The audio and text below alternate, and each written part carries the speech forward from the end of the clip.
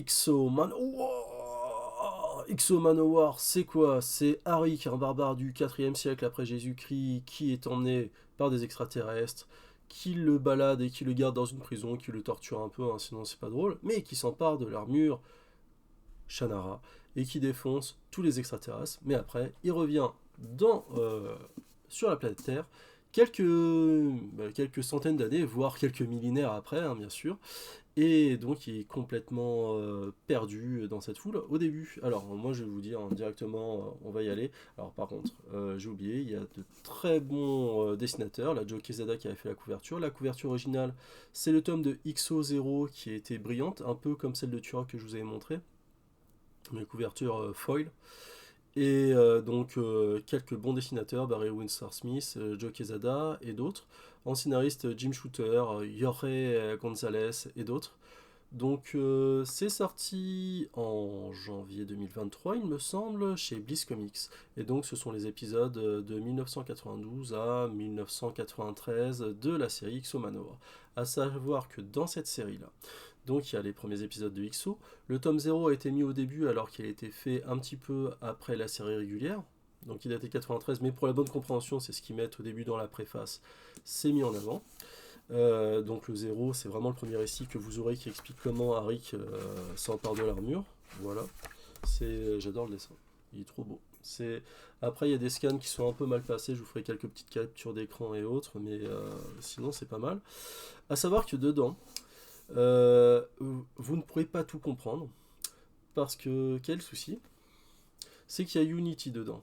Unity, c'est pas comme dans les Valiant où c'est une alliance de super-héros qui combat un ennemi commun, c'est plutôt là c'est vraiment une grosse menace. Et d'autres héros de l'univers Valiant comme Magnus, Raid de l'époque, d'autres personnages s'unissent avec Arik pour entraver cette menace sur la planète Terre. Ah ouais, j'ai oublié Solar aussi. Et donc, vous avez quelques épisodes de Unity qui concernent Arik. Et les autres épisodes, parce que des fois on passe un peu du coq à l'âne, on comprend pas trop l'évolution de Unity, surtout que c'est dans les Lost Lands. Et dans les Lost Lands, qui est-ce qu'on trouve, à votre avis, un Indien avec un arc cybertech qui bute des dinosaures intelligents? D'ailleurs, les ennemis, il y a beaucoup de dinosaures intelligents dedans. Je me suis dit, mais pourquoi tu vois qu'il n'est pas dans celui-là?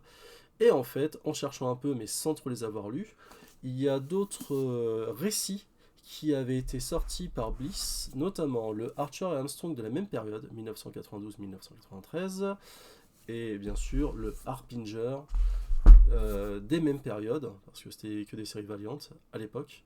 Et donc dans Archer et Armstrong, dans un épisode de Unity, on voit Turok.